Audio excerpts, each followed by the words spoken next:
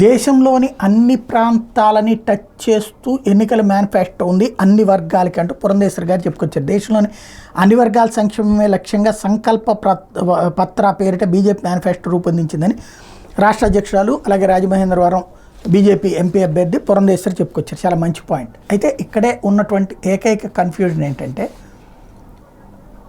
ఆంధ్రప్రదేశ్లో ఎన్నికల మేనిఫెస్టో ఉంటుందా లేదా, బీజేపీది సపరేట్గా ఉంటుందా, లేదు తెలుగుదేశం బీజేపీ జనసేన కలిపి ఒక ఎన్నికల మేనిఫెస్టో ఉంటాయా, పెడతారా, ఇందులో సూపర్ సిక్స్ అని చెప్తున్నటువంటి తెలుగుదేశంది కూడా ఉంటుందా, లేదా ఉట్టి ఆ సూపర్ సిక్సే ముగ్గురు మేనిఫెస్టోగా ఉంటుందా, ఇది తేలాల్సినటువంటి అంశం.